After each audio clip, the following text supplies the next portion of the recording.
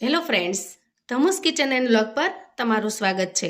મિત્રો, સાંજના સમયે રસોઈ કરવાનો કે શાક રોટલી બનાવવાનો ખૂબ જ કંટાળો આવે છે અને ઓછી ભૂખ હોય તો કશું હળવું પણ શું બનાવવું એ પ્રશ્ન થાય છે. તો આજે આપણે એકદમ યુનિક અને નવી એવી રેસિપી બનાવીશું કે જે સ્વાદમાં ખૂબ જ ટેસ્ટી છે, હેલ્ધી છે અને જો એક વખત આ રેસિપી તમે બનાવશો તો નાના મોટા સૌને એટલી પસંદ આવશે કે બધા જ વારંવાર બનાવવાની ડિમાન્ડ કરશે. ખૂબ જ મજાની અને ઝટપટ બનતી આ રેસિપી ચાલો બનાવવાનું શરૂ કરીએ. તો રેસિપી બનાવવા માટે સૌથી પહેલાં અહીંયા મીડિયમ સાઇઝના 3 નંગ બટેકા લીધા છે, જે મેં બાફી અને તૈયાર કરી લીધા છે. હવે જુઓ, આપણે આ રીતે અહીંયા ઝીણી ખમણી લેવાની છે, જે આપણે ખાસ કરીને ચાની અંદર આદુ નાખવા માટે વાપરતા હોઈએ છીએ, અથવા તો કોઈ વસ્તુને આપણે એકદમ ઝીણી ખમણવી હોય તો આપણે આ ખમણીનો ઉપયોગ કરીએ છીએ. તો આ ખમણીની મદદથી આપણે બટેકાને ખમણી એનો એકદમ સરસ માવો બનાવીને તૈયાર કરવાનો છે.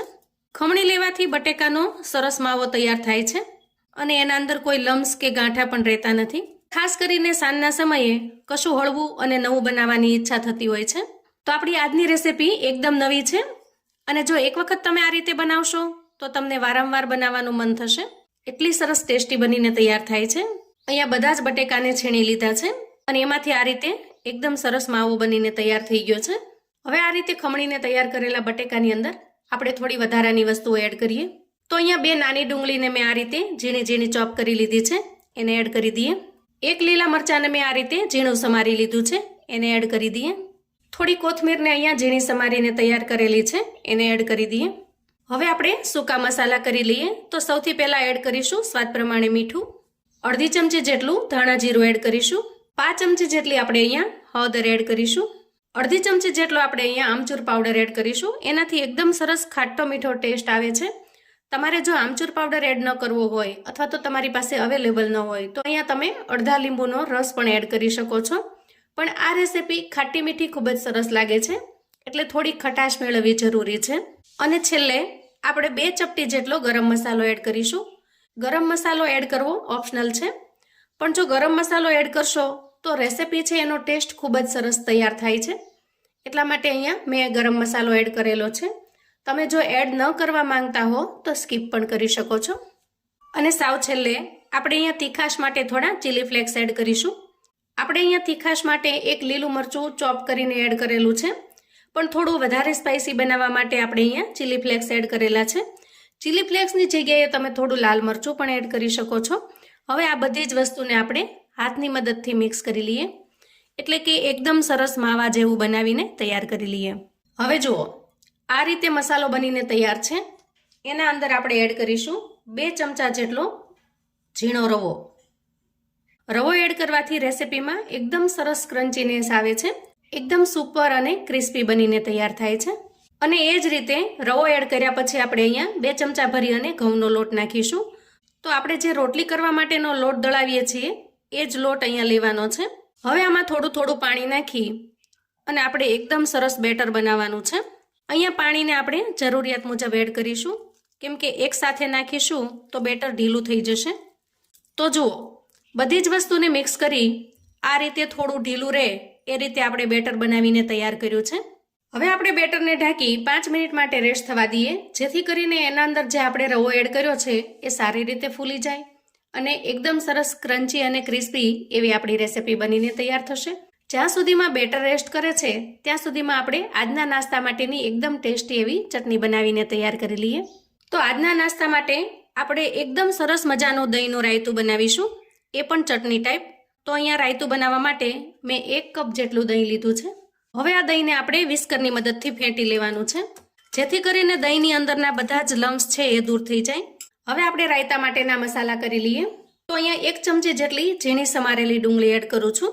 બટેકાના 1 નાના ટુકડાને મેં આ રીતે ઝીણો ઝીણો ચોપ કરી લીધો છે, એને પણ એડ કરી દઈએ. અડધી ચમચી જેટલું આપણે અહીંયા ધાણા જીરું પાવડર એડ કરીશું અને 2 ચપટી જેટલો શેકેલા જીરાનો પાવડર એડ કરીશું. સ્વાદ પ્રમાણે મીઠું એડ કરીશું અને બધી જ વસ્તુને આપણે મિક્સ કરી લઈશું. હવે જુઓ, વઘારિયાની અંદર અહીંયા મેં 1 ચમચી જેટલું તેલ ગરમ કરી લીધું છે.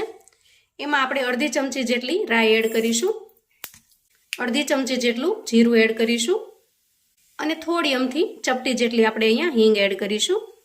આ બધી જ વસ્તુને સારી રીતે મિક્સ કરી લઈએ અને તૈયાર કરેલા રાયતાની અંદર આ વઘારને એડ કરી દઈએ. તો જુઓ, એકદમ ટેસ્ટી એવું રાયતું બનીને તૈયાર છે. તો અહીં આપણે બટાકાનું રાયતું બનાવ્યું છે. આ રાયતાને આપણે હવે ફ્રીજની અંદર મૂકીશું અને આપણી ગરમા ગરમ રેસીપીની સાથે ઠંડુ ઠંડુ રાયતું સર્વ કરીશું.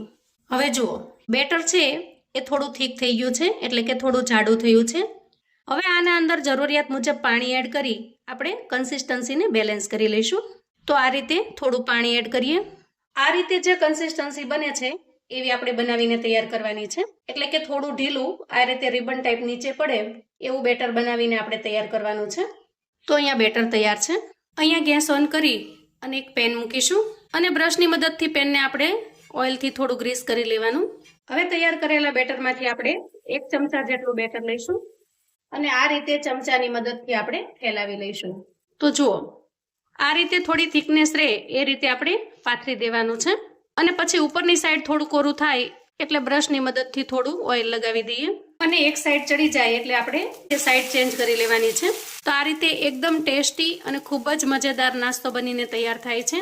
શાક રોટલી બનાવવાની પણ તમારે જરૂર ન પડે એટલો સરસ ટેસ્ટી બને છે, કેમ કે આપણે આના અંદર બાફેલા બટાકા, ઘઉંનો લોટ, રવાનો લોટ અને બધા જ મસાલા એડ કરેલા છે, જેથી ટેસ્ટ તો છે જ, પણ સાથે સાથે તમને અહીંયા એક પૂરું ભાણું એટલે કે પૂરી થાળી અહીંયા તમને મળી જાય એ રીતે બધા જ મસાલા સાથેનો નાસ્તો બનીને તૈયાર થાય છે.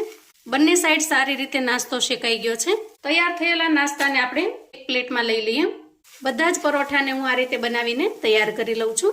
તો અહીંયા આપણા એકદમ ટેસ્ટી એવા આલુ પરોઠા બનીને તૈયાર છે. બિલકુલ વણવાની ઝંઝટ વગર કે ફાટવાની ચિંતા વગર એકદમ ટેસ્ટી એવા બનીને તૈયાર થાય છે. અને સાથે આપણે સર્વ કર્યું છે દહીં બટેટાનું રાયતું. આ બંનેનું કોમ્બિનેશન એકદમ જોરદાર લાગે છે. ખાવામાં ખૂબ જ ટેસ્ટી અને એકદમ મજેદાર બને છે.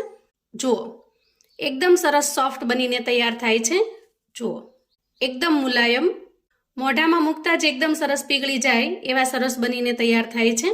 અને આના અંદરનો જે મસાલાનો અને બટેકાનો જે ટેસ્ટ છે એકદમ ગજબનો બનીને તૈયાર થાય છે. અહીંયા તમે એની સોફ્ટનેસ જોઈ શકો છો. જુઓ, એકદમ સરસ સોફ્ટ છે. સરસ મજાના ગરમા ગરમ આલુ પરોઠાની સાથે એકદમ ઠંડુ દહીં એટલે ખાવાની મજા પડી જાય. તો મિત્રો, આ રેસીપી જોયા પછી હવે સાંજના સમયે શું બનાવવું એ પ્રશ્ન તમને નહીં થાય. તમે ફટાફટથી અને ઝડપથી ઇન્સ્ટન્ટ આલુ પરોઠા બનાવીને તૈયાર કરી શકો છો. તો આવું અવનવું જાણવા માટે ચેનલ પર જો તમે નવા છો તો ચેનલને સબસ્ક્રાઈબ કરો. વિડીયો ગમે તો લાઈક અને શેર કરો. તમારા સગા સંબંધી મિત્રોને પણ આપણી આજની ઇન્સ્ટન્ટ આલુ પરોઠાની રેસીપી ચોક્કસથી મોકલી આપજો, જેથી એ લોકો પણ બનાવીને તૈયાર કરી શકે, એન્જોય કરી શકે અને એના પરિવારને પીરસી શકે. કોમેન્ટમાં મને ચોક્કસથી જણાવજો મિત્રો કે આજના આ ઇન્સ્ટન્ટ આલુ પરોઠાની રેસીપી તમને કેવી લાગી છે. ફરી મળીશું એક નવી રેસીપી સાથે. ત્યાં સુધી આવજો મિત્રો.